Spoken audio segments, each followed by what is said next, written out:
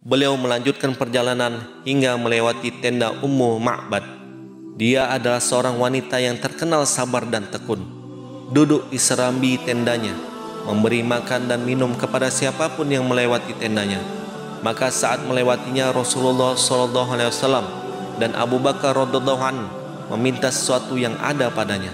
Assalamualaikum warahmatullahi wabarakatuh. Sahabat bertakwa, sebelum kita mulai, dukung kami dengan subscribe dan nyalakan loncengnya, serta like dan share jika video ini bermanfaat.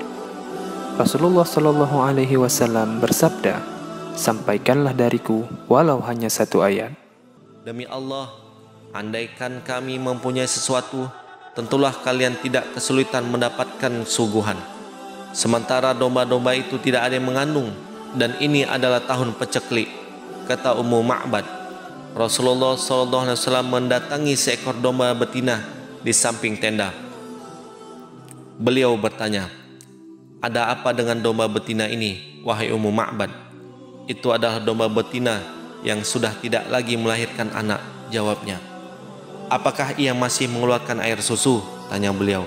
"Ia sudah terlalu tua untuk itu," jawabnya. "Apakah engkau mengizinkan bila aku memerah susunya?" "Boleh, demi ayah dan ibuku," jawab Ummu Ma'bad. "Jika memang engkau melihat domba itu masih bisa diperah susunya, maka perahlah." Beliau mengusap kantong kelenjar susu domba itu dengan menyebutkan asma Allah dan berdoa. Seketika itu kantong kelenjarnya menggelembung dan membesar. Beliau meminta bejana milik Ummu Ma'bad, lalu memerah susunya dan menadahi dengan bejana itu. Susu itu beliau berikan kepada Ummu Ma'bad yang langsung meminumnya hingga kenyang. Beliau juga memberikan susu itu kepada rekan-rekannya hingga mereka kenyang. Baru kemudian beliau sendiri yang meminum. Kemudian beliau memerah susu lagi hingga bejana itu penuh, lalu meninggalkannya untuk Ummu Ma'bad. Setelah itu mereka melanjutkan perjalanan. Tak seberapa lama kemudian, suaminya datang sambil menggiring domba-domba yang kurus dan lemah. Dia tak sanggup menutupi keheranannya tatkala melihat ada air susu di samping istrinya. "Dari mana ini?" tanya Abu Ma'bad. Padahal domba-domba itu mandul, tidak lagi mengandung dan tidak lagi bisa diperah di dalam rumah. "Tidak, demi Allah, tadi ada seorang laki-laki yang lewat membawa barokah. Bicaranya begini dan begini, keadaannya begini dan begini. Demi Allah, itu adalah seorang dari kabilah Quraisy yang sedang mereka cari-cari. Katakanlah kepadaku, wahai Ummu Ma'bad, bagaimana ciri-cirinya." Maka Ummu Ma'bad menyebutkan ciri-ciri beliau secara jelas, seakan-akan orang yang mendengarkannya bisa melihatnya secara langsung. Abu Ma'bad berkata, "Demi Allah, dia adalah orang Quraisy yang agama selalu mereka sebut-sebut. Sebenarnya aku ingin sekali ikut besertanya, dan aku benar-benar akan melaksanakannya jika ada jalan untuk itu." Pada saat itu terdengar suara nyaring di Mekah yang bisa didengar penduduk Mekah, namun mereka tidak tahu siapa yang mengucapkannya. Suara itu adalah, "Allah penguasa arsy melimpahkan pahala yang terbaik." Dua orang yang lemah lembut lewat di tenda Ummu Ma'bad.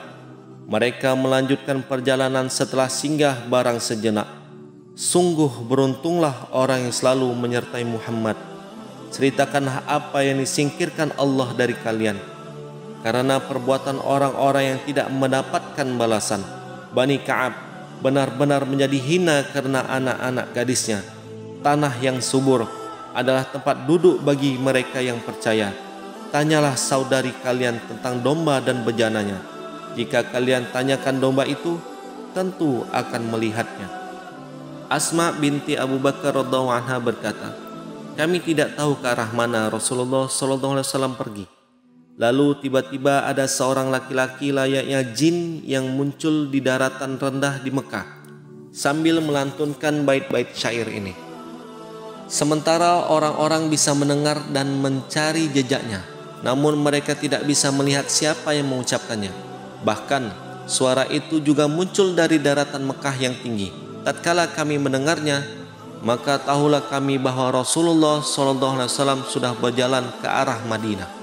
Di tengah perjalanan ini, Nabi SAW bertemu dengan Abu Buraidah, pemimpin kaumnya. Dia pergi untuk mencari beliau dan Abu Bakar dengan harapan bisa mendapatkan hadiah yang telah diumumkan Quraisy. Tatkala dia sudah berhadapan dengan Rasulullah SAW dan beliau mengajaknya berbicara, maka seketika itu ia masuk Islam bersama 70 orang dari kaumnya. Dia melepas ikat kepalanya dan mengikatkan di tombaknya sebagai bendera sambil berseru bahwa pemimpin yang membawa keamanan dan perdamaian telah datang untuk memenuhi dunia dengan keadilan. Di tengah perjalanan, Rasulullah SAW juga bertemu dengan Az-Zubair yang sudah masuk Islam beserta sekumpulan kafilah dagang yang pulang dari Syam. Az-Zubair memberikan kain putih kepada beliau dan Abu Bakar radhiyallahu anhu. Alhamdulillah, sahabat Lentera Kisah, semoga sebahagian kisah ini menambahkan rasa cinta, rasa rindu kita kepada baginda Rasulullah Muhammad sallallahu alaihi wasallam